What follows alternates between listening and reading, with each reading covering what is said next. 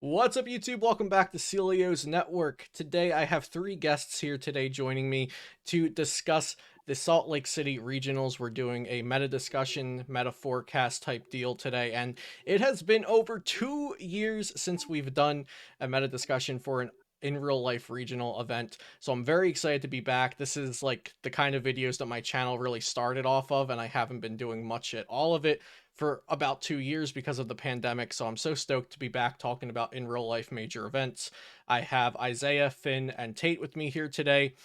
So before we get into talking about the decks we should expect to see, the decks we think will win, and everything in between, I'm going to have Isaiah, then Finn, then Tate introduce themselves. So why don't you guys tell the audience who you are, what you were doing in Pokemon prior to the pandemic, what you did in Pokemon the past 2 years online, and your goals for the future.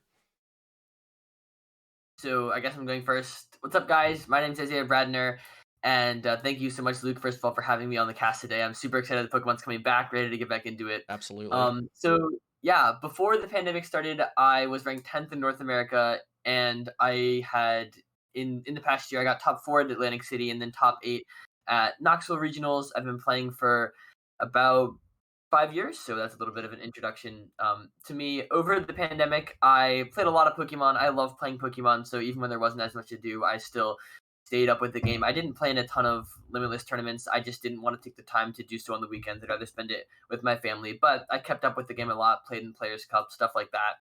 So, and then I won the unofficial 2020 Pokemon Online World Championships. So that's what I did over COVID. Oh, and I also started writing for Channel Fireball. Huge shout out to them. Amazing website. You guys should all go check it out. All their articles are free now, and they have some really good stuff on there. So go check out Channel Fireball. In my opinion, the best article website right now. And then this year, I guess I just want to play a lot of Pokemon. I'm super excited. I love the game. There's nothing to me like going to a Pokemon tournament. So I want to finish in top 16 this year. Hopefully, if I choose to play the same next year, I'll do the same. But yeah, really just excited to get back into it and get competing. For sure. Thank you, Isaiah. Finn? My name's Finnegan Lynch. I think most people who know who I am know about me because of my website, cuttertop.com. I've been playing for about 11 years, 5 Worlds invites, regionals win, nationals, top 32s. I've been playing for a while. During the pandemic, I barely played. I mostly just took that time to focus on work and school. But now that we're back in the swing of things, I'm playing basically every day. I feel like my second job is Pokemon right now. But I'm very excited for Salt Lake City regionals. I don't have any specific goals for this season other than finishing out my Worlds invite, Mhm. but I think what I really want next season is to get at least one regionals win. Awesome. Yeah, I mean, finishing out your World's Invite's a pretty good goal considering we have a few months to do it. So, and Tate. Hey, I'm Tate Whitesell. I've been playing for close to 6 years now, which is super crazy to think about. If you know me from like pre-pandemic, probably as the creator of PokeStats, like Luke and I go way back, like thinking about meta games and all that kind of stuff between stats and between his channel and stuff. Around the time of the pandemic or a little before, I kind of took a bit of a step back from that, gave it over to Kashvinder Singh, and I said I'm going to really like focus on improving myself as a competitive player and not just like talking about all the competitive players. So done pretty decently in online stuff. I've been on a streak of like 1K and 2K top cuts for the past couple months. So if I knew I was going to be racking up all that cash, I probably would have booked St. Louis, Salt Lake.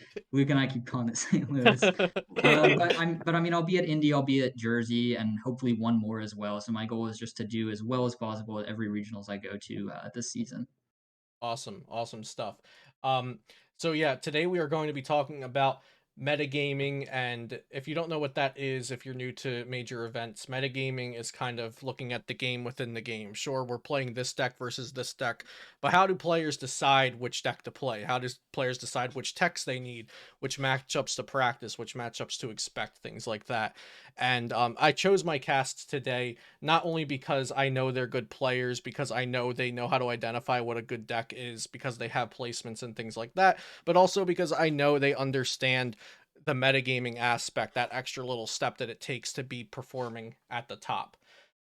So today we are going to start with a pretty easy question, I think. My first question is Mew VMAX the best deck in standard format?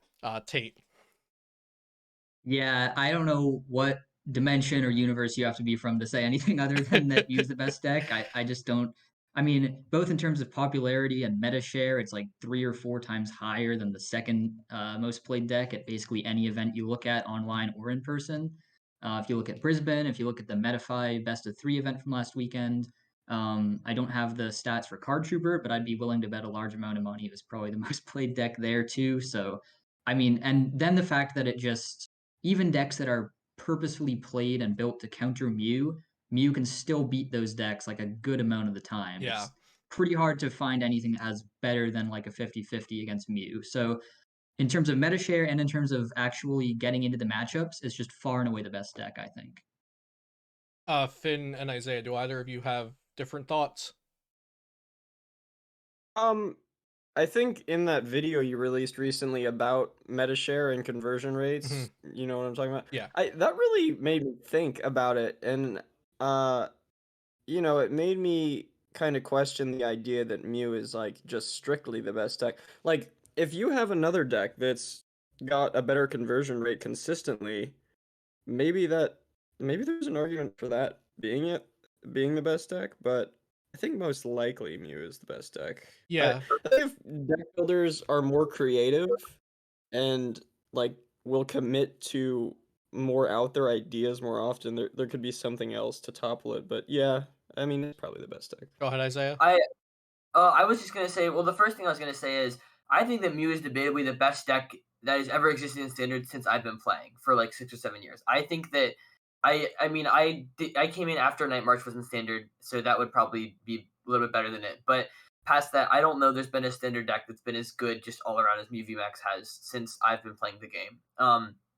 The second thing that I would say, Finn, to your point, I also watched Julia's thing, about the not having the same conversion rate, but I think that stat's a little bit overblown sometimes because I think that if a deck is played the most, then it makes sense that it's going to have kind of a mediocre conversion rate because if it's played the most, then the most players are playing it, and you can assume that not all of them are going to be as good as the small 5 people playing Arceus and Teleon or 5 people playing Arceus Duraludon that really care about the deck. So I think that while that's definitely something you can look at where it's not far and away necessarily unbeatable because the conversion rate isn't as good, I do think that stat is sometimes looked at a little bit too in depth because there are a lot of things that you have to think about whenever a deck is the most popular deck by like 20 in an event. So Absolutely, yeah. So there are definitely confounding variables there to the video we're talking about here. If you want to, it's probably the previously uploaded video on the channel if you're watching this right now. Um, but yeah, so if you have 100 people playing Mew and 20 people playing Arceus and Teleon, there's a good chance that those 20 people playing Arceus and Teleon went into it like I did, like for the Metafy regional event. I think that's a great online event to look at because everything was 2 out of 3. It had the structure of a regional. I played that deck because I felt like it gave me control over the game and I could outskill my opponents. Now, you don't really need to have those factors as a reason to play Mew. You could just play Mew to play Mew because it's absolutely busted. So there's a bell curve of players playing Mew. Some really new beginners, some really top players, and then everybody in between. Whereas with Arceus and Teleon, it might be skewed towards the top players and the above average, like you guys are saying. So yeah, it's nice to see that 80 people play Mew and the entire day 2 isn't Mew. um and so like it's nice to see that other decks are still performing well enough to have a conversion rate that's competing with Mew. But Finn, would you still say that Mew's the best deck? Yeah, Okay. probably. We'll give it to Mew. Okay, yeah, it's earned its title. Okay, yeah, so and I think that okay, best deck doesn't have to mean unbeatable. right, It's just like Right, best format. right, yeah, Yeah, right. it Okay, is about as good as Night March used to be. yeah, Yeah, I mean that's how I think of it too, is like a Night March or like an ADPZ kind of thing, where even the decks that are built to Easy, beat bro. these things are just, it can beat those. Yeah. Yeah. okay. So now that we've established that, For the larger online events, about 20 to 25% of players are choosing Mew VMAX for these large online events. So first, I know I sent you guys the outline with a little more of that question, but let's stop it there. About 20 to 25% are playing Mew VMAX. Do you think that is an online thing, or will that be matched in real life? Isaiah. I have literally no idea the percentage of decks that usually appear at regionals, and so I really can't tell you if that's be an accurate thing. Mew is very expensive to get in person. It's the most expensive deck right now. So I think that that will play into the amount of people that will have the deck. It's obviously a lot cheaper to have it online. Um, but yeah, like I have no reference. I don't know how popular the Garbodor deck was whenever that came out. If that was 20-25% of the meta, Yeah, I I don't don't think think it's we had day one stats of in real life We tournaments didn't. back then. It Yeah, didn't start nothing like until that. Shemansky started working with Arcanine Labs to like Arcanine. analyze Yeah. stuff. So we had it for the last season prior to the pandemic, but we didn't have it before then. Okay, I don't think it's unreasonable that around 20-25% of the field is Mew. I think it's probably pretty reasonable that you'd expect Mew in 1 in every 4 people at least. Cool. Mhm. Any differing thoughts, Tate or Finn? I mean, Just go yeah, ahead. go ahead. No, you go. Okay. So just not disagreeing, just to add, like, I think there's maybe a perception in the community of like people like to talk about meta manipulation or whatever, and so people are thinking if everyone's hyping this up as the best deck, maybe like I should be playing something that is countering that. And I think anyone who actually just takes the time to test matchups with Mew is going to realize that wait a minute, no, there's a reason why everyone is saying this. It's because it actually is as good as advertised. And so I Mhm. think anyone who's doing even a little bit of testing for Salt Lake is going to come to the conclusion that like you can't really go wrong with playing Mew. Like maybe it's not the deck that's going to win the event, but there's definitely like a good chance it's it's just as likely as anything else to win the event, and it's probably definitely going to get you a day two if you play well. So yeah, Finn? I mean, I don't think 20% is crazy at all. I think that's totally reasonable. Okay. Yeah. I was just gonna mention that the cost of Mews in real life are significantly more than they are on PTCGO. Like, I think it's like $28 is like the cheapest I can find a Mew VMAX for. So I don't know if that plays a role, the increased cost in real life, but I imagine it would decrease the amount of play it has by at least some amount. I don't know how You know much, maybe what? like 3%. I think it does decrease it for this season and this regional, because if this was a fresh new season, September, the best deck and formats out, I'm going to be playing for a year, let's start earning the world's invite. Players that are competitive are much more likely to put out money for a deck at that point. Whereas I'm hearing from a lot of people right now, hey man, I'm going to one regional and one IC. I'm just prepping with this season because I have zero CP. I didn't play before the Yeah. pandemic. So I just want to go and get experience. I don't want to play Mew. What should I play? I'm getting that a Mhm. lot actually. And so I think that's a good point that you guys made about the money, because typically I would say, well, if you're paying to fly and hotel and you're going to all these regionals, you want a world's invite, at the end of the day, the card price isn't the biggest factor. But if you're just going to like one regional to go have some fun and get a taste of what competitive Pokemon's like, then you might not want to spend money on the most expensive deck that you don't already have. A counterpoint to that, though, would be people bought Mew VMAX's last format for like their locals and Yeah. 1K starting up, and now they don't want to buy Arceus. So now they're like kind of sticking Yeah, with Mew. So I could see 2 points to that. yeah, Mhm. it's a good point. Okay. So the second part of that question was, what are some possible reasons for competitive players to play something that isn't Mew? So let's say money isn't an option. You have every deck in standard format. What's a reason that a top player wouldn't play Mew, Isaiah? Do you want top player or just any player? Let's say let's say a player who's been playing for a while and wants to earn points for like worlds or top 16, uh like yourself. Like what's a reason that you wouldn't play Mew? I have no idea. I have been testing this format like so hard for like 2 months, and I cannot give you a reason not to play Mew. I think that there are things out there that can beat it Right. at times. Definitely can lose games, but I don't think that it loses games very often. And I also think that the decks that people think beat it I absolutely destroy whenever I test against them. Yeah, So yeah, I yeah, I think that that's kind of going to be the trend at Salt Lake. I think that people are going to play decks that they think are going to beat Mew, and then they're going to hit a Mew player that knows what's happening, and then they're going to get wrecked by Mew. So I yeah, don't really know. The only reason that I would say not to play Mew is because the Mew mirror match is very brain dead. Mhm. There's not much you can do. If you go first, you put two Meloetta in play. If you go second, obviously you have to know what you're doing, and there Yeah. are some times where you have to think about what you want to kill, if you want to burn your tablets this turn. So it isn't skillless. It isn't completely brain dead. Mew Right. is one of the skill intensive decks we've had in the game with all the micro decisions. At least I think it's a very skill intensive deck with all the micro decisions. So saying the mirror match is skill based is not exactly fair. But um, the only reason not to play Mew would basically be that, and because their games are going to lose to getting turn one Path to the Peak. Those are Mhm. the two things that would scare me off of playing Mew. Because I think that besides those things, it's the deck that has the best chance against the field. Yeah, yeah, I would agree that like um it feels like, players said that Zorak GX was very high skill ceiling, very high skill base because you have to decide what to trade away 4 times a turn. You have to decide, etc.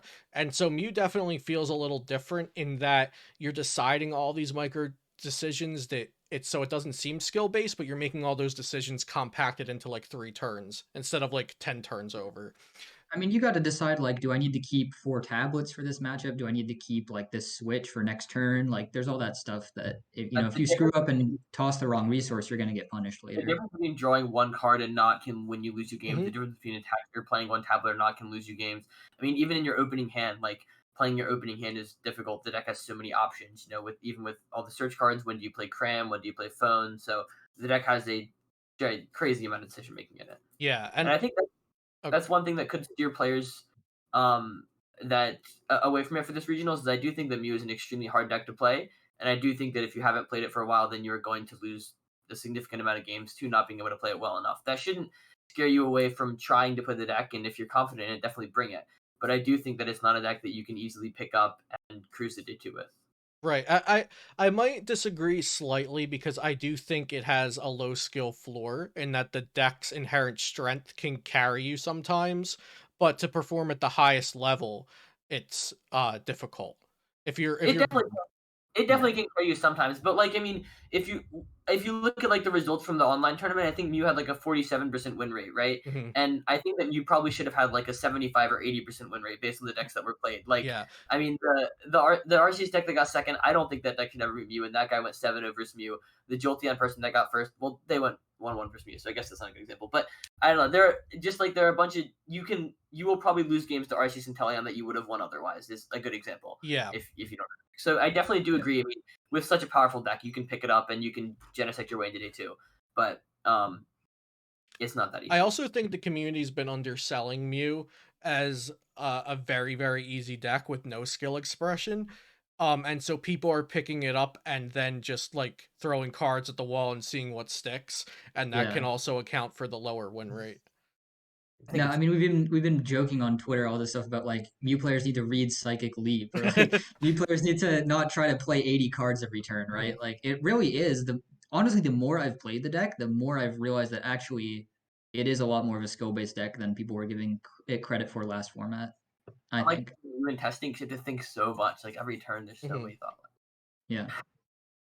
If I Finn. can if I can Oh, just go ahead. Oh, sorry. Go ahead. I was just gonna add one more thing to like summarize because when Luke sent these questions out earlier, I was thinking about this question. So I think like at least online, you can boil the players that aren't playing Mew down into 3 categories, which is like don't own Mew either because it's too expensive or whatever.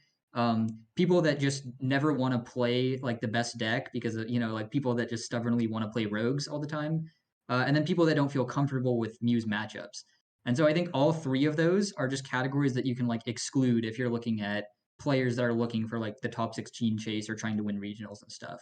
So that like just goes back to Bradner's point about like he can't give you a reason to not play Mew because I think like that level of player has just recognized that like if I really want to win this regional and like look at Brisbane, like all the top Australian players except for Henry said I'm just going to play Mew, and then Natalie ended up winning with Mew. Right. Because Henry said if he goes 1-7 but plays against one Mew and beats it, he'd be happy. I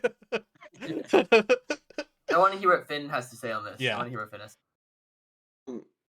I think there's two reasons that weren't mentioned so far to not play Mew. The first of which being that it has a bigger target on its back than any other deck. So anybody that is cooking up, the secret sauce with their testing group that they're gonna bring to Salt Lake, there's like a 99% chance that they're making something that is, trying to beat Mew. So Mhm. if you're playing Mew, you're trying to win the tournament, you're really hoping that nobody actually figures out what that deck is. And maybe somebody does, but they're like not a very skillful player. But I expect there to be a pretty good amount of good players going, and I don't think they'll all play Mew. I think a good portion of them will probably brew up something. If there's one thing that I know beats Mew, it's more Pico. That card with like Marnie Peak just runs through Mew. But that's just like a little example, and there's ways to counter it too. But I think there are definitely effective counters for Mew.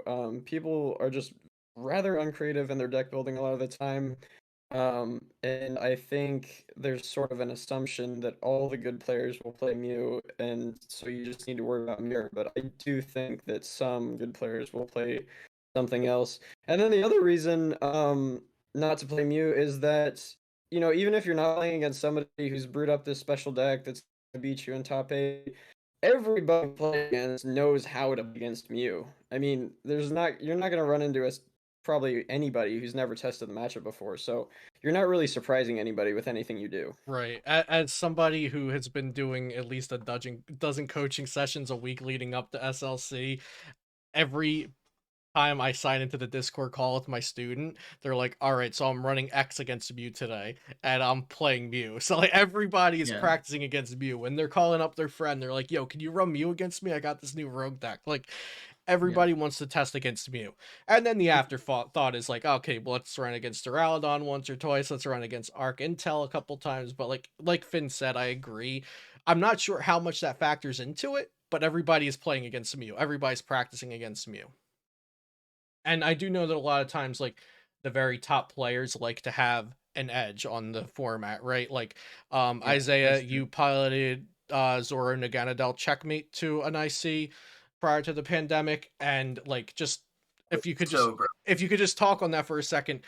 The deck was broken looking back, but was it also just insane that your opponents didn't know what was in your deck? Sure, I as a player don't really put much I don't put much stock into that because in the matchups that really matter, my opponents are gonna know what's in my deck. Okay, Like by the time that I get into day 2 or by the time that I get into top 8, they can figure it my out. opponent is gonna know what's in my deck. They're gonna have a game plan against me. So like in the early rounds of the tournament, yeah, like whenever I played against a Pikarom and it was great that like I hit the Pikarom, I stingered them and like they had no idea, or I hit a Weezing and the Weezing had no idea what was in my deck, right?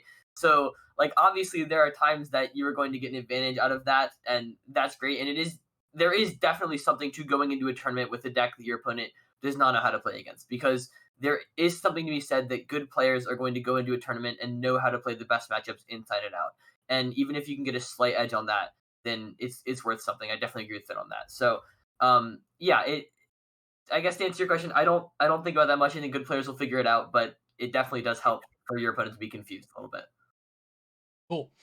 That Okay. is one of my Oh, favorite go decks ever. I just want to say that. I love Checkmate. That deck was insane. All right, so number 3. Typically, I'd say there's a difference between playing a safe deck for points or placements and selecting a deck that you think can top 8 or even win the event. Is that the same for this format, or basically is it Mu Vmax whether you want to win or whether you want to get points? Just giving my personal opinion on why I put this question in here. I was thinking, like, if you just want a day 2, I think Gengar VMAX, something like that, is not bad if you just want a day 2, because you will play against Mew VMAX players that have chalked that up as an auto loss, and or that haven't chalked it up as an auto loss but aren't playing their lines and their outs correctly. Or even something like Hoopa Moltres. There are specific lines that Mew plays to beat that deck, but maybe not all of your opponents have practiced those lines or know about them or can implement them correctly in a best 2 out of 350 minutes at the first IRL major back. So do you guys think that Mew is the best deck for getting points and the best deck to win the event? Let's start with Isaiah. Um, I don't think that it's necessarily usually going to be a different answer. I think that usually the best deck to get points is going to be the like best deck to get an event, at least when you're talking to the majority of players. Of course, like for yeah, I don't know.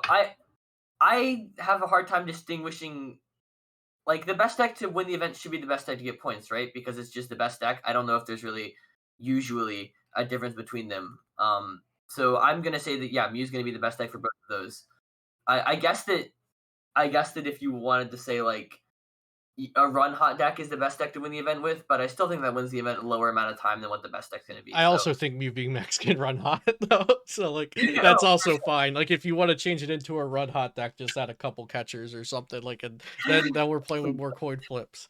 All right, Finn. I think it's very player dependent. If you're somebody who's tested one deck for 3 months and that's all you know, you definitely have better chances of getting points with that.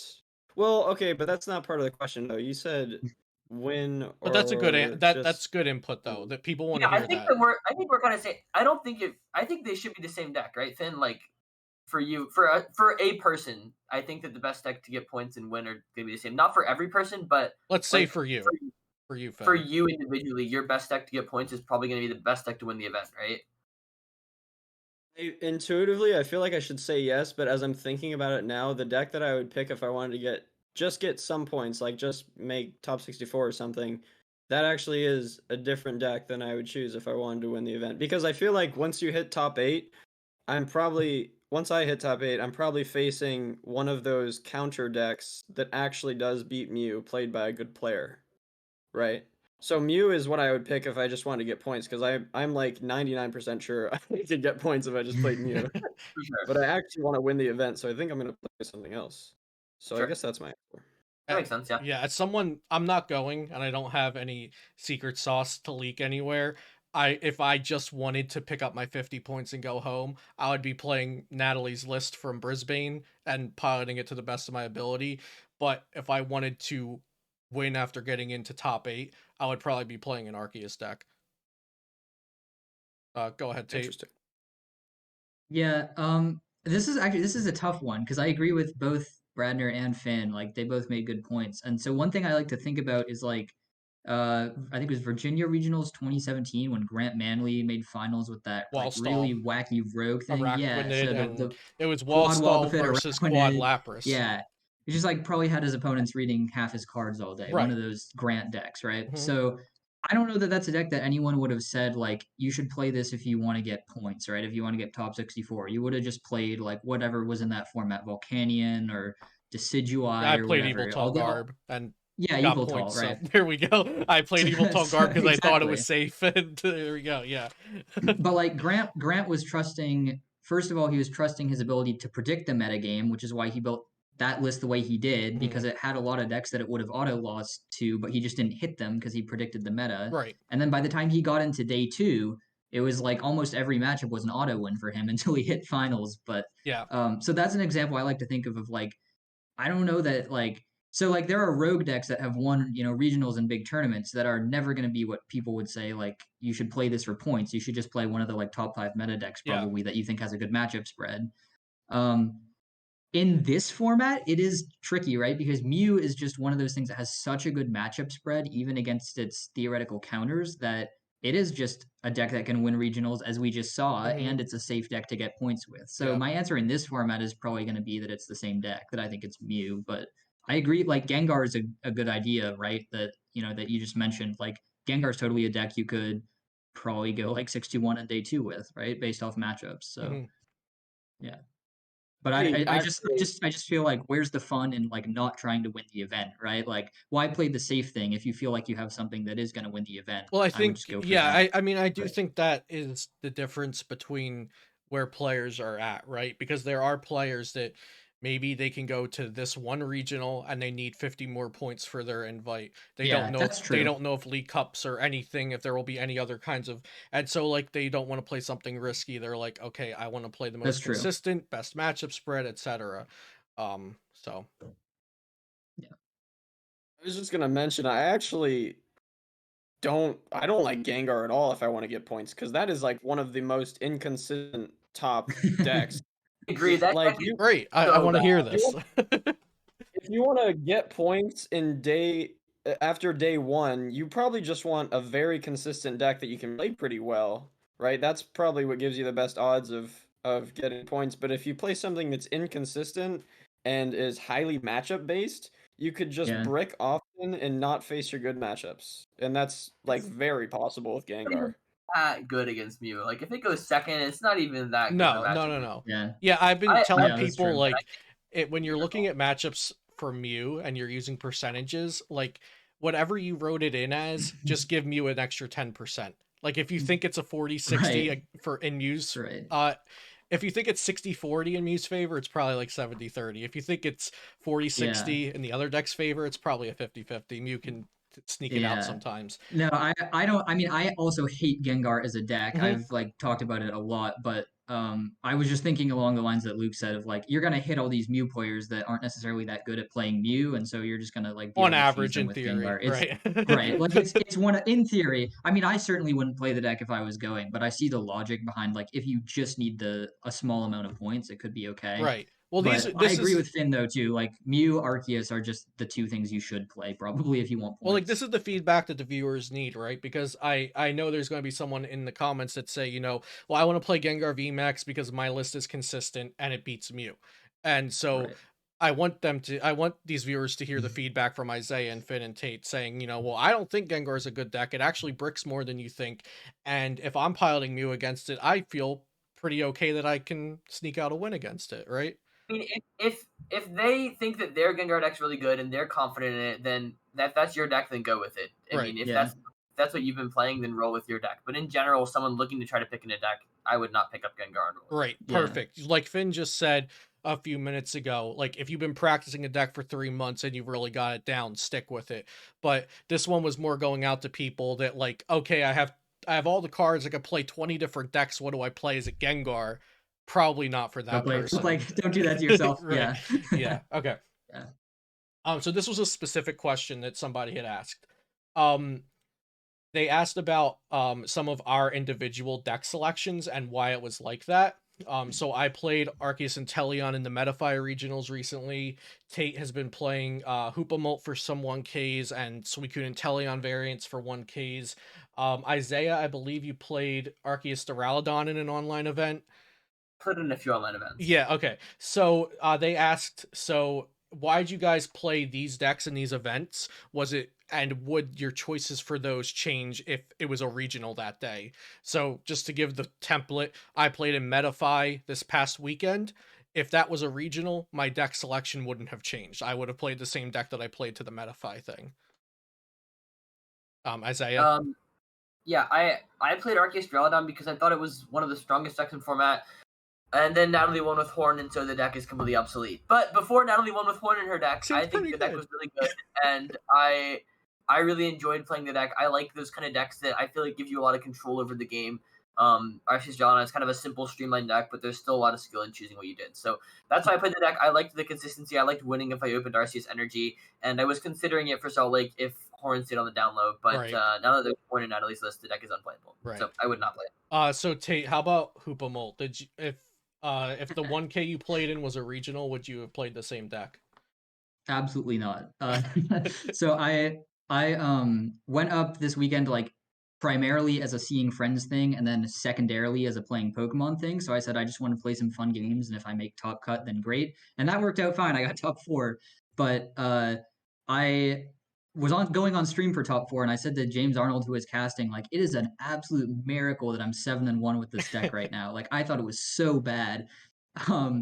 And so I just wanted to play a deck that would give me long games that I could kind of control. Like you have the Inteleon engine. It's a single prize deck for the most part.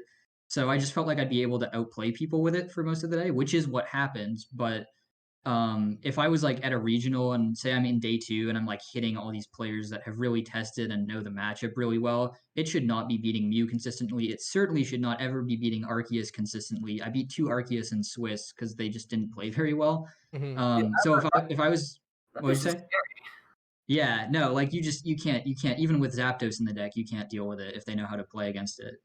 So So I would have probably played like Mew if it was Salt Lake and I was like putting 100% of my focus for the weekend into Pokemon. That's not the deck I would have picked. okay, great. And Finn, have you played online events to answer this question? I've played in like 2. I haven't played seriously. I've played in like local box tournaments and stuff like that. Won 2 of them, so that was cool. I just play Suicune for everything because I just love Suicune. Yeah. All right. Well, great. Stop playing. I think we got Fist bump for Finn. Although Suicune Ludi or Suicune not Path? hammers, not hammers. Okay. Yeah. Bradner's gonna make fun of me for the Suicune Path. Yeah. No.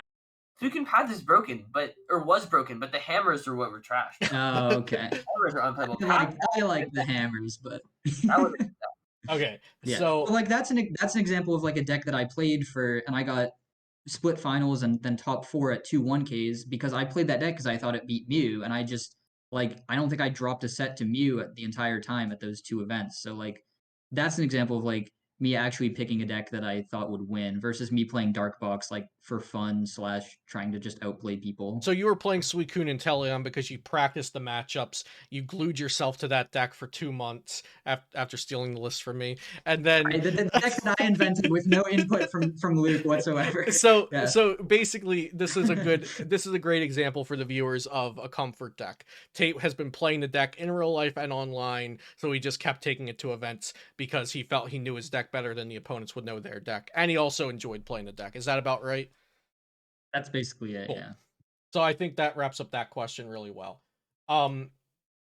What decks particularly do you think will be making up the counter meta of beating Mew? So now getting into actually kind of forming our idea of what this pie chart of decks will look like. So let's say 25% of the field is just, if 25% of the field's a Mew, then another 25% is, or roughly, is people just trying to beat Mew. Like their goal of the day is beating all the Mews they see. Which of those decks do you think people will be bringing? I'm not asking yet, do they actually beat Mew, but what decks will people be bringing with the intent to beat Mew? Finn. I think there is a lot of interest right now around Arceus and Teleon Dark stuff. Mhm. You know, the list that played like Finn, Arceus, and Moltres. I think people will be giving that a shot right now. People like to hop on whatever's hype, and I feel like that's hyped right now. And there's also the second So place that'll- list from the Metafy event that just played like one Clara, one Moltres, and some Dark Energy, I think. Yeah. Well, unfortunately, you know, the proof's kind of in the pudding there. It did not beat Mew in the finals. No, Jolteon won the But, finals. Jolteon won the finals of that one. Oh, you're talking about Metafy. I'm sorry. I Yeah. thought you were talking about Australia. Oh, no, sorry. Yeah, that deck didn't beat Mew. The one in Australia did not beat Mew. Yeah, unfortunately. So, I mean, I don't know. I don't know if anybody is really looking at Arceus with so much echoing horn in Mew now. It's like that card is just Oh, so you're saying bad for Arceus to so Ralladon? often. so good against Arceus. Yeah. No, just regular Arceus. Just not even Arceus. Ralladon, because before you could go double Big Charm like 310 and make them get through it, but now they kill one of your Arceus and they horn it back and they Right. blow their tablets in the last one. Right.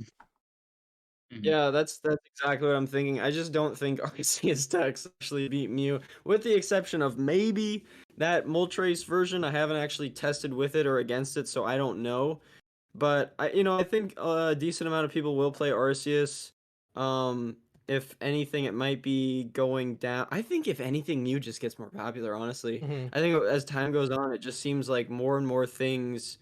Something springs up and it's like, oh yeah, maybe this counters Mew and it might do well at an event, and then the next event, like Mew's like, yeah, I got an answer for that now. So Yeah. good luck. I think Jolteon is gonna see a little bit more play now that won Metafy. I think that list is sweet. Mhm. But I don't know. Plays 3 badge, Luke. Yeah, it's my list with minus an Ultra Ball plus a badge, so it was kind of blasphemy, but whatever. Congrats to them for winning. Do you also have a rope instead of a fan? I think I play one rope, one fan, but I forget if that list also played one of each. You But have to yeah, play that fan to list- beat Mew, no? No. 'Cause you Yeah, you kinda. definitely have to Yeah. defend me. That list did not have the rope. Okay. But yeah, well, great list, Luke. That's No, that's a good one. no, it's all them if it doesn't have rope. Um, but yeah, so what decks are making up that counter meta? Like Oh, wait. Hoopa Molt. I'll go ahead, Isaiah. Oh yeah, I just wanted to. I think this is the perfect time to interject and say that I hate Arceus and Teleon, and those decks suck, and that no one should play them in Utah because if you play them, you will lose to any movie max player that has any brain cells at all. Wait, I Like missed what the second one was. You said Arceus and Teleon. and Jolteon. Okay. I don't know. Okay, this Jolteon player hit 2 Mews in their 17 rounds, like 2 Mews, and they went 1-1 against them. Mhm. And I don't know what happened in the one they beat. I'm sorry if they're your favorite decks. No offense to you, you're not a bad player, but I think those two decks are awful, and I have no idea why they keep getting brought to events and how testing groups actually think that they beat Mew. I just cannot fathom it. Well, So I just wanted to drop that. I in think here. it's an easy answer. They're not playing against optimal Mew lists and optimal Mew Okay, players. but I don't feel. Is it really that hard for you to just bounce your Arceus on turn 2? Like, you know how hard it is for Arceus to have a good turn 1? Yeah, I mean, It's actually so hard for so Arceus to have a good turn I went. I think I went 3-2 versus Mew in the Metafy event playing Arceus and Teleon. And pretty much the games when Marnie Path stuck, Oh my god. I won. And the games when they either went first and turn 2 bossed my lone Arceus, or the games where they had a stadium in hand waiting for my Marnie Path, those games I lost. So it was very black and white if I was losing those games or not, and basically did they have Yeah. Fusion Strike systems to use. But It's I mean, Bradner hang and I on, were just go ahead. talking about Isaiah this. has a Like, thought. Hang on. I was wrong. yeah. It went 3-1 versus Mew. There was a different event where the Jolteon went 1-1 versus Mew. This event it did go 3-1 versus Mew. Sorry, just to clarify. Yeah, I think because so the list that I don't even, they might not have even gotten the list from me. Like if you made the list on your own, good job. But I was playing 4 Path 4 Marnie because you want to hit the path turn 1, and if you want to go second, you want to hit the Marnie and the path turn 1. And I think that's just how, like, I've seen it on Twitter, and I think we've even talked to, oh, you said like one of the reasons not to play Mew is because of your opponent paths turn 1, sometimes you're stuck. And I think those are the games that Jolteon wins, and any deck can essentially kind of do that. Like any deck can play down a path turn 1. Jolteon has to take. It needs so much, even if you path them turn 1. Like Jolteon does 0 damage to Mew. Right, you need so them to stay bricked for Yeah. like 4 turns. Sorry, Tate. What were you Yeah. saying? No, well, what we were just talking about earlier is like it's just a cheese deck essentially. Like Arceus and Teleon, we were saying like it just beats Mew by going Marnie Path, which works like maybe half the time, if that. And then like the games you don't hit that, you just lose. I mean, it probably doesn't even work half the time, to be honest. Can we talk about there being 2 Path to the Peak in these Arceus lists? Like, what in the world? Can someone talk to these players? I do like 2 against, path. I do like 2 path. that is a crime against humanity. No, I agree with Bradner. I think you should play. You're gonna max out your paths. Okay, but back onto the counter meta question. We got a little off topic. So what decks do you think people are bringing with the intent to beat Mew? Not do they beat Mew, but what are they bringing? So can we name some decks? Arceus decks, like Finn said. I mean, people Okay. are gonna bring every Arceus deck and they're gonna test Yeah. it. They're gonna. I mean, they might think it does well against Mew. I think the Arceus deck should be the number one thing that's brought against Mew. The Weezing deck has not been very popular lately. I don't think that people have been looking into that as much. But I would expect Right. Arceus to be the I majority. mean, Weezing doesn't beat Mew either, so Yeah. that's not. So that's another thing. Are people bringing Gengar realistically? Are people bringing Eternatus realistically? Are people bringing the Hoopa Molt deck even if top players are saying it doesn't beat Mew? Are these decks that you like if you're trying, because what I'm saying here is I'm trying to formulate like a chunk of the meta. Like, okay, can we counter all of the decks trying to beat Mew? Can we try to beat them? And if like let's say we build a rogue deck that's already beating Mew, can we also beat a deck that beats this entire chunk of decks that's trying to beat Mew? So like Gengar, Eternatus, they both have fighting weakness in common. So does Arceus. Right. So then we start saying, okay, now we need to just hit fighting weakness. Do we add a Galarian Zapdos? Do we add a line of Rapid Strike Urshi when we're trying to like formulate how this rogue concept would work? So are there any decks that I missed there that would make up that counter meta of like Hoopa Molt, Etern, Gengar, Arceus plus Dark? What about just regular single strike? Yeah. Like, yeah, I on thought about that Breon, too. Yeah, because Urshi. I think people are gonna be like, Arceus, weak to Fighting fighting. Dark. Mew, weak to Right. dark. The gang's Those are all, my attacks. the gang's all here. Sounds good. On paper, it should be broken, right? I'm not even Yeah. capping. On paper, it should actually be good in theory. Like if you said, okay, there's a Dark Week 3 prizer and there's a Fighting Week 3 prizer. Why don't we play Fighting and Dark? And it's like Right. insane. I mean, so there's two approaches to beating Mew since Mew came out, which is you can either Marnie Path or you can hit it for weakness. And so if Or you're you not could play playing a single Marnie Path, prizers, and apparently that doesn't work out too well. that doesn't sure. Yeah, we can pretend that single prizers beat Mew, sure. Mhm. But so if you're not playing a Marnie cheese deck, of the 3 like dark decks, so there's like Single Strike, which could be Gengar, or like Umbreon Urshi, like Finn just said. Dark Box, like I played, or what's the one I'm forgetting? Or No, maybe I'm that's it. Dark deck. No, that's not Dark Weakness. Maybe I'm Eternatus, making one up. Gengar, Single Strike, Hoopamolt. Oh, Eternatus. Yeah. So like Single Strike, Eternatus, and Dark Box. I would think that Single Strike would be the most played out of those. Like I think people will play Gengar for sure, and then people will probably catch on to what Finn said of like, yeah, I'll just hit the 2 best decks for weakness, and I should win the event, right? Right. And That's maybe what they'll I find was out it's kind not of that simple, getting at but with this whole counter meta right. thing. Like so right. there's 25% Mew, there's 25% fighting weak things trying to hit Right. Mew. Let's just play Right. Single Strike. So that's Well, like I think a line the that people can go down. So I think the perception of Eternatus is just it's been run into the ground at this point, where people like everyone thinks that it's inconsistent and a pile.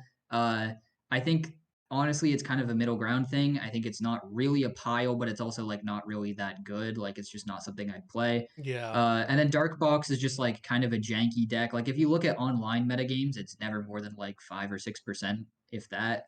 Yeah, And I think people I just think don't it's want to been play like it. 9% because actually Oh, really? the limitless algorithm doesn't pick it up correctly, and like Okay. half of the decks get marked as Dark and Teleon, a quarter of the decks Yeah. get marked as Hoopamolt, and then a quarter of them go into other if they have like a cast form in them or something. So I Okay. combined them in the data that was in yesterday's video. Yeah. But yeah, so Hoopamolt, Dark Box, whatever you want to call it's been being played. Its win rates and its matchups have been a downward angle ever since it came out. It started Yeah. and like Yeah. every YouTuber, including myself, made a video that said this deck beats Mew. Everybody did it. And it like as time went on, it beats Mew a little less as Yeah. people figure out lines and understand the deck and whatnot. Right. Okay.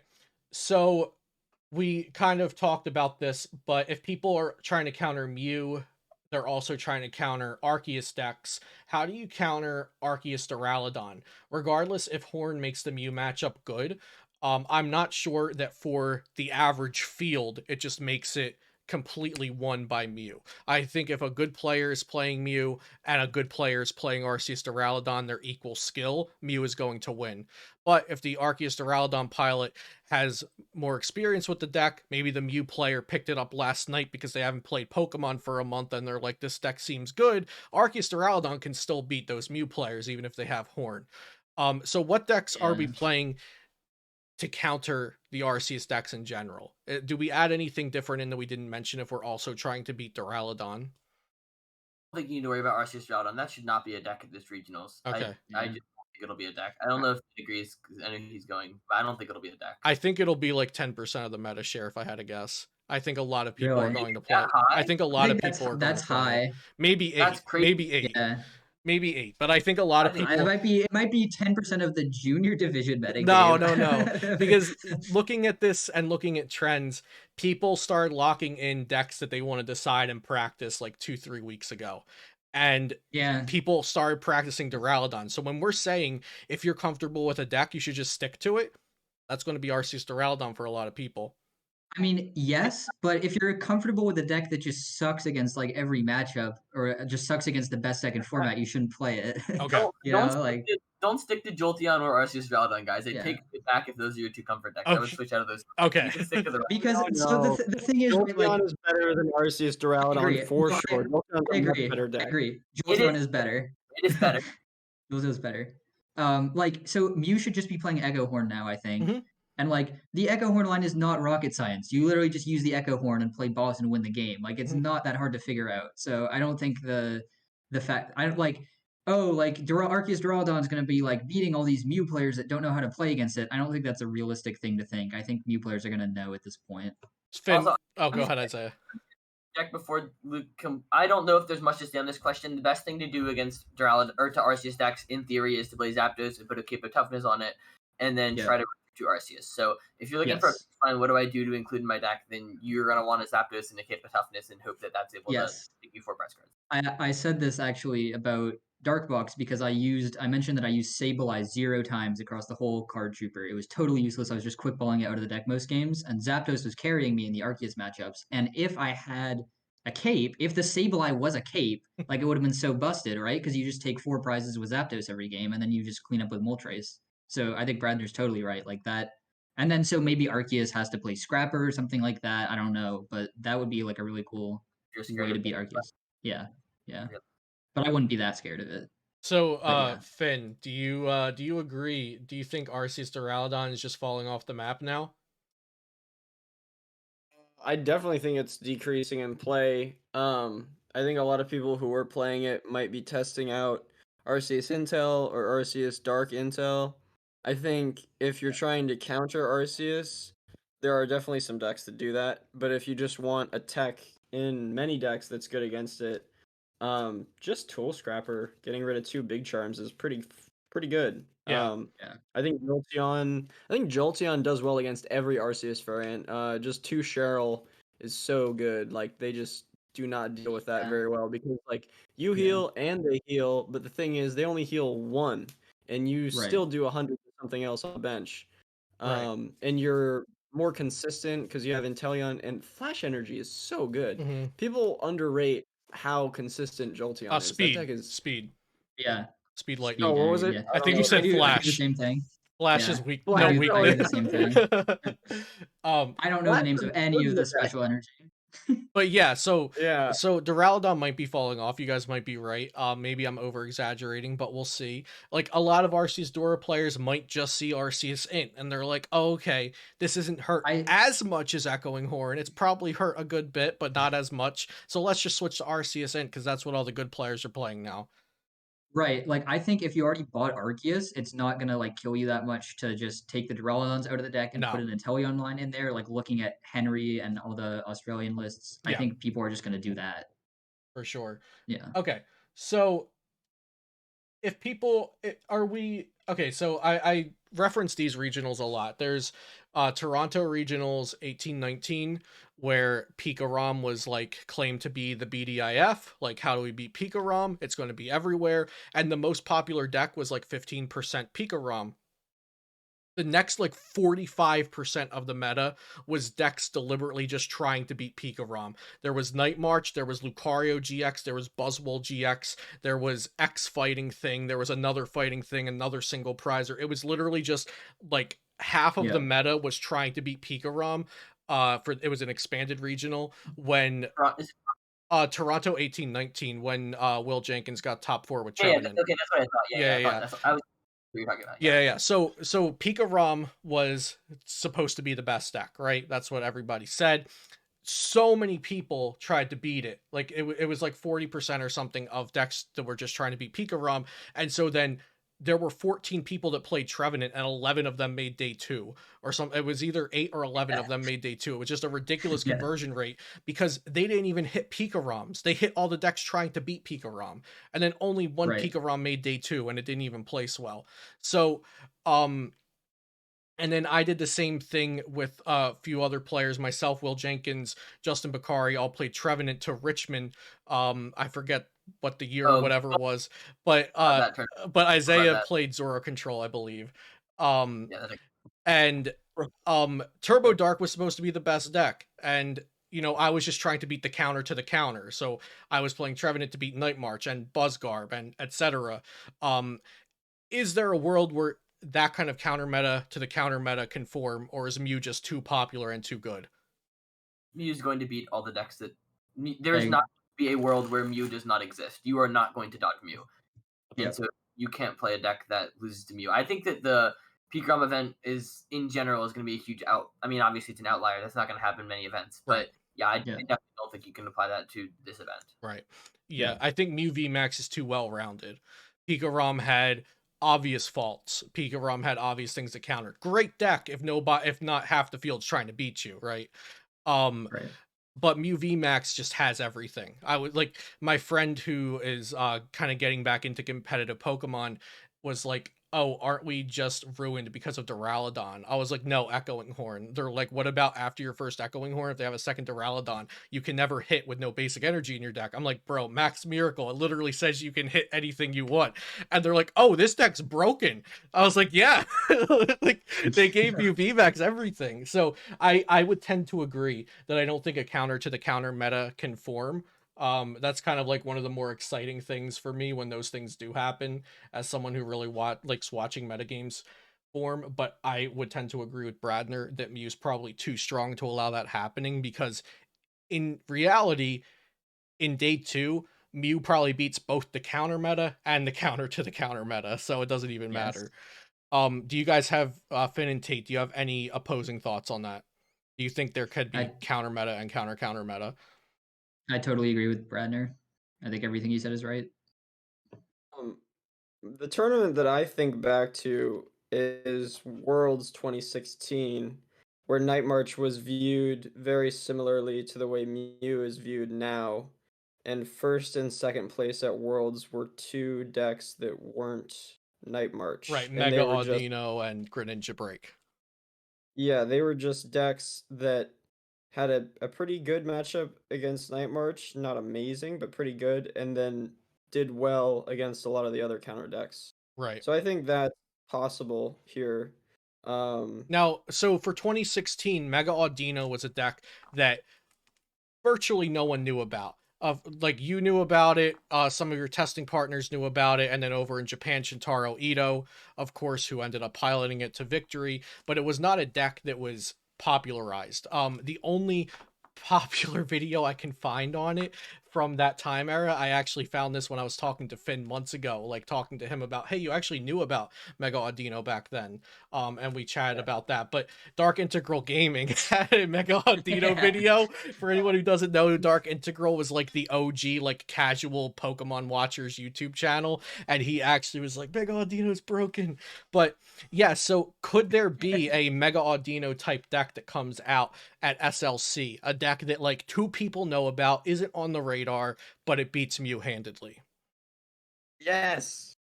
That could happen. Finn's saying yes. Yes, Yes. I 100% think that can happen. Yes.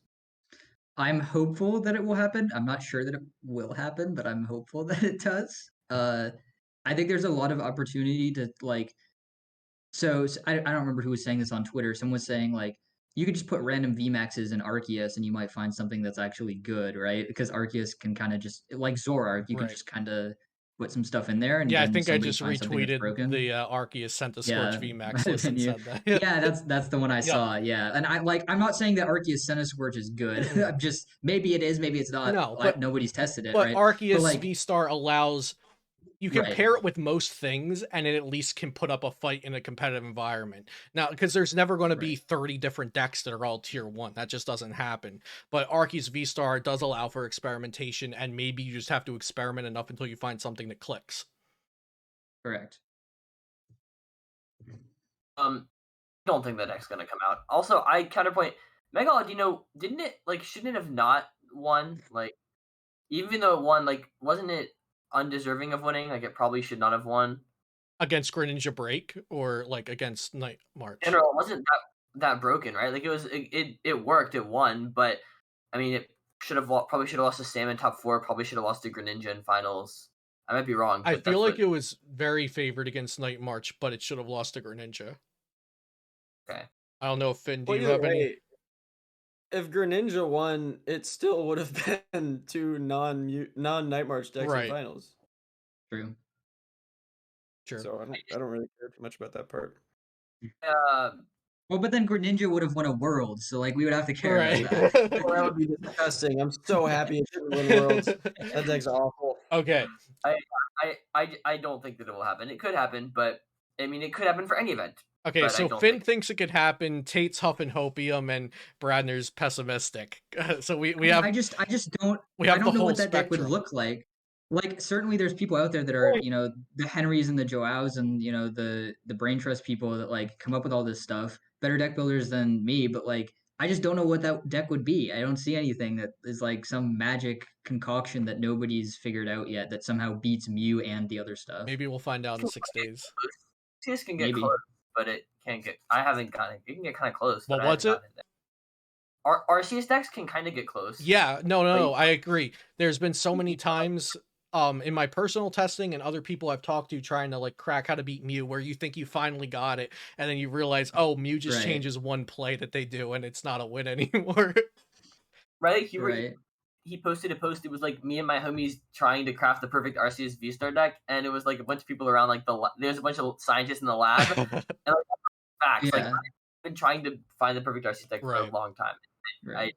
I don't think I've gotten there yet, but there probably is one out there somewhere, so it could happen because I think the deck at least can get close versus Mew, Yeah. not beat it. Yeah, Yeah. it's winnable, but you can't say that it's like beating it more times than it's losing. Right. And I think that's something we should stress here. Like, Mew's very winnable. Bradner said it at the beginning, but we've been talking an hour, so you might have forgotten about that already. But Mew can lose games, right? You're not just signing 9 match slips in a row because you entered Mew into the tournament, but it's favored, or at very worst, it seems 50-50 is like its worst matchups for the most part. So we're already hitting the hour mark, so let's start wrapping up with a couple short answers here. But if you have something to say that you think is important, feel free. Are there decks from last format that people forgot about that shouldn't have been forgotten about? Like maybe Single Strike a little bit we were talking about, but maybe that should have been forgotten. Yeah. I mean, I don't think Single Strike is bad necessarily. I think it's fine. I don't know. It's not like broken or anything. Right. It's not the perfect answer, but it's kind of maybe weird that people aren't playing it. It's being a little bit underplayed. I agree. Like if people are playing Eternatus and Gengar and Dark Box, why aren't they also playing Single Strike? Exactly. Yeah. Yeah, that's how Single I feel. Strike's better than all that stuff. I think. So. I don't know, Single Strike's kind of a really bad deck. Like it's really bad. So I don't know think about that. just in terms of consistency, like I'm not disagreeing, but like why do you think it's bad? Well, I mean, the Mew Vmax matchup just like isn't good. Like they have Meloetta, and so they're gonna trade favorably with you. And Right. set I up. mean, you can play more Pico Mhm. and stuff that like kind of helps you get there. You can play but- more Pico, but also I don't know. I tried it. I don't think it's good. I think that the VMAX decks have more of a potential to win games than just a Single Strike deck by itself, because Umbreon's kind of a weak card. Whenever Umbreon and Shiva are kind of weak cards whenever you're playing against random stuff. So Mhm. That's true. Yeah. Been any thoughts on that Single Strike or any other decks that people forgot about? I think Single Strike needs to be fundamentally changed for it to be good. I think, like, when I was playing that matchup against Mew, it seemed like the way I was winning was by not putting down Umbreon VMAX the entire game, absolutely. and using you have to use more Pico every game. Maybe you do something like cut down on your Vs and Vmaxes and just focus more on those one prizers like Stonejourner or Morpico. Those hit the same weakness. But well, like Bradner just made a like completely single prize Single Strike list, and we were going back and forth about it because I thought it was terrible. I thought it was super inconsistent, but like there is something to that, right? There's that something you could just there, play a but single does it prize. ever work Yeah. out? Bradner, you want Yeah. to speak to that? The list was fine. I just don't think the deck is very good because the problem is that Yeah. for the deck that I tried, Psychic Leap into Genesect was really hard to deal with because Genesect Right. is a lot of HP. Right. So And with you an could do that. Oricorio, it's even more. Right. Yeah, It's exactly this. It's the same thing as like the Dark Box matchup, where if my opponents had ever gone like Psychic Leap into Genesect, I would have been screwed. But they just don't do that. So if people know how to do that, then all of these like single prize shenanigans just get way worse. Personally, I think that people got used to like their decks having one attack, like the whole pandemic. Like they're so used to saying Dread End or like Brave Blade Yeah. that people Ultimate Ray. Yeah. have forgotten like the fundamentals of Pokemon and having multiple attacks and options, and that's definitely hurting them in Mew VMAX. Because like most of my like coaching students started during the pandemic. Like they didn't know anything other than tag team and Vmax, and now that we're getting into this, they're like, wow, I actually feel like I have things to learn. Like there's actually like Right. depth again. Like this is cool. And so I do Right. think that that skill gap is showing, even though games are so fast and it feels like it's all variants. I've been appreciating it more and more, that I think there is skill gap showing. The other deck that has been sort of forgotten, never really gained any traction before, is just Flaffy decks or Rayquaza decks. I don't think anybody's even really trying them anymore. Yeah, there's like one or two people in every like online event trying them, but like the thing is, like we're saying about single strike being forgotten, like people are being lazy with those kinds of decks. Like the top players aren't like burning the midnight fuel innovating these things. They're working on Mew because they know that that innovation and that time invested is worth it, or they're trying to invest it in whatever rogue deck they think is about to beat Mew. I feel like that some of those lower end decks that are like tier 7 that could be up to like tier 3, tier 2 rogue status aren't being innovated a lot. Yeah, I can't think of any other old decks that could be brought back either. That's the single strike and the Flaffy are pretty much. So one of my last specific questions for us, Jolteon VMAX, it was one of the best decks last format. It's being very looked down upon right now, even when it performs well in online events. It's been there have the 358 player event that happened, the Metafy regionals. 358 players, 6 of them were Mew, and one of them made day 2, and one of them won the event. In And Jolteon, you said Mew. Oh, Me- six. Jolteon, Six yeah. people played Jolteon. Sorry. Yeah, much more than 6 people played Mew. Sorry It's about Mew's. that. Everything I think is Mew now. So 6 people played Jolteon. One of them won the event. In Celio stats 3, 8 or 7 people played Jolteon. One made top 8. And we've been seeing similar things across the board. Like 8 people will play Jolteon, and one person will hit like the Dark Boxes with no mana fee, the Malamars with no mana fee, the Mew players, and they Right. get the Path Marnie, etc.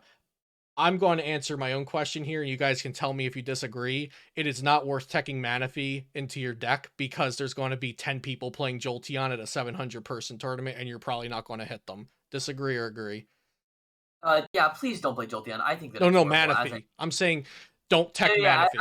I was going to say, Okay. I was getting there. I was getting there. But I'm just, One more time, one plead. I just get a shot in first. I would not take Manaphy. It's not worth it. I mean that one slot every slot in your deck is going to do a lot. And so if you're, I mean, it's not like a bad thing to beat Jolteon and beat any random Rapid Stick or Shifus. Like that's cool, but I don't think that it would be worth tagging Right. Yeah. slot to I play. mean, like, there's a reason why you have 8 Jolteons and then one makes top 8, right? It's because that one Jolteon hit all of the like single prize decks with no mana fee, or it just hit like all the people that dead drew, or it hit a bunch of favorable matchups, right? And then all the other Jolteons didn't.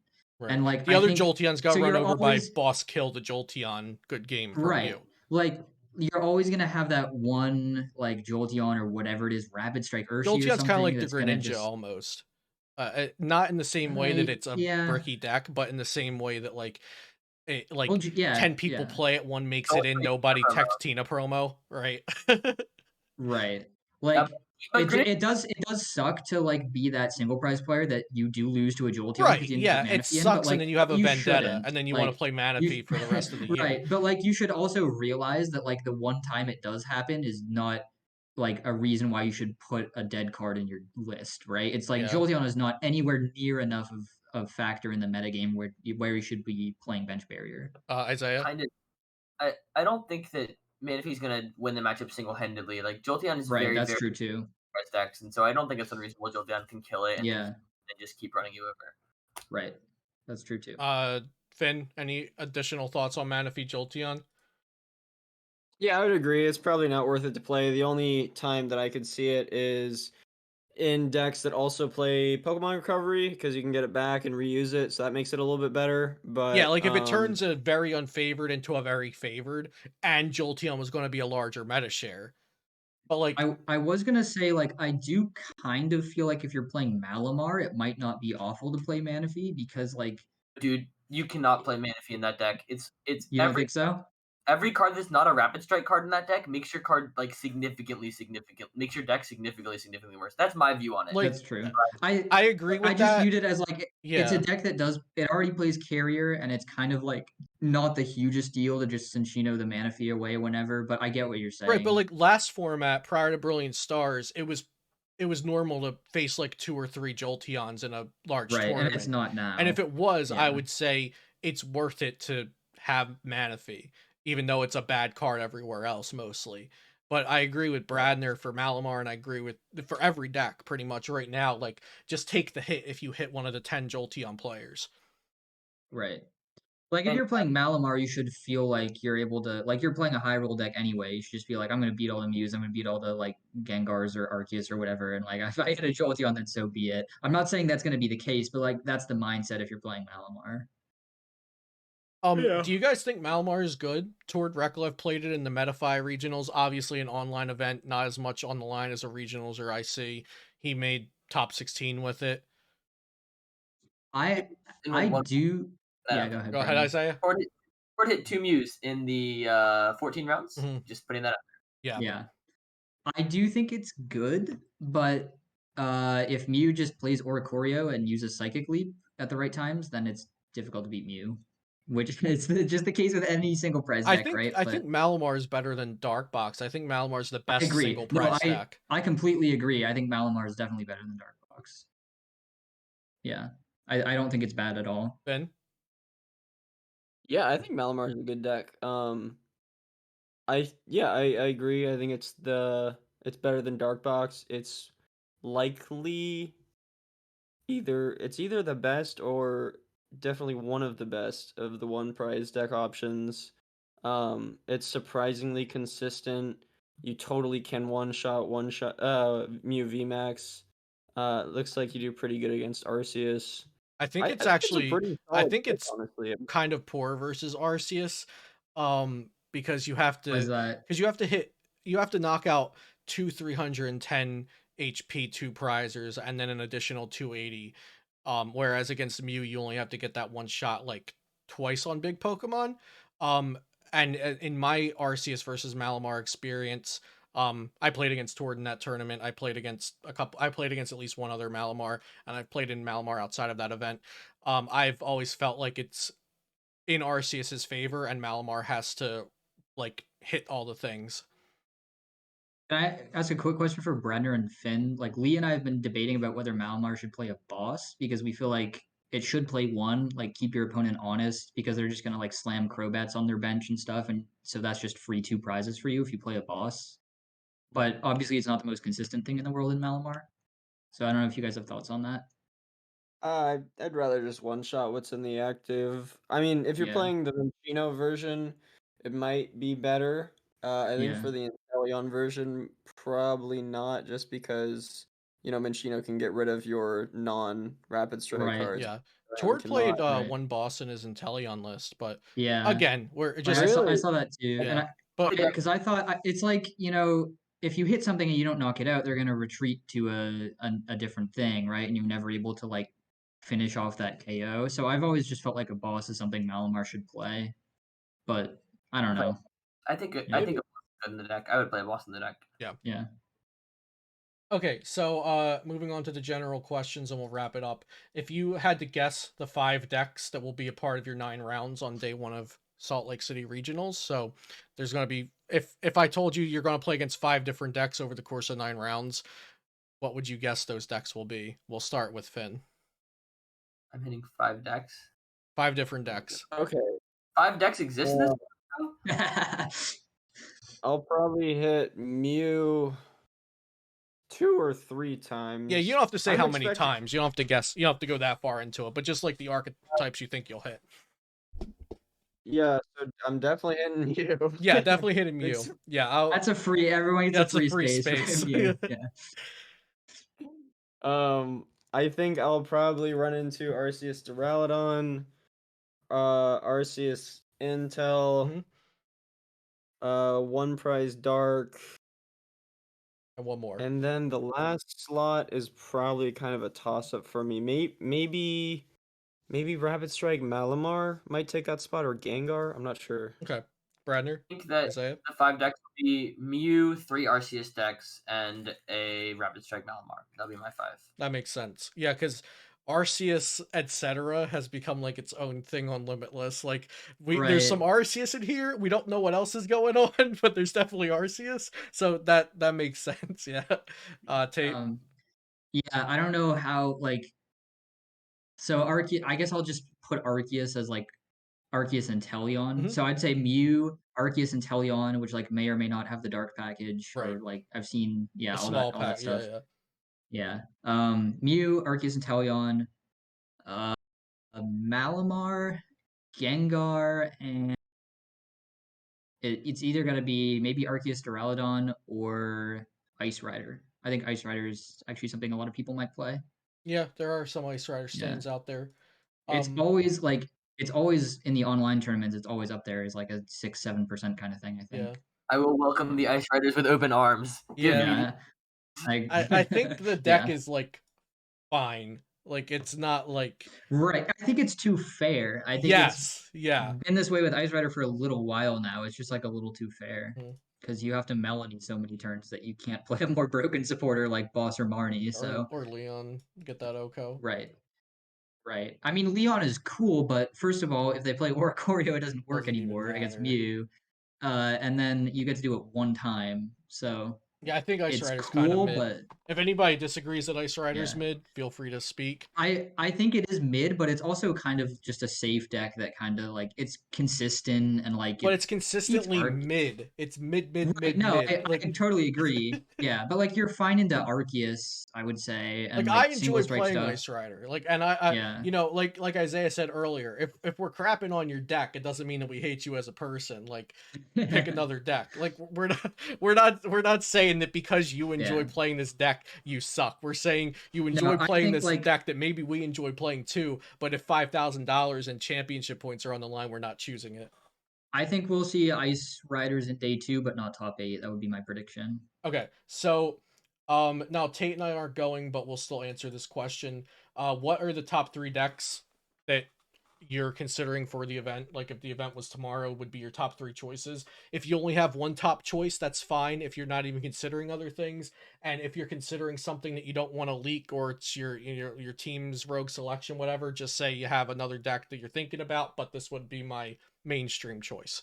Uh let's start. Tate, if you were going, what would be your top 3? Or however Uh many you have.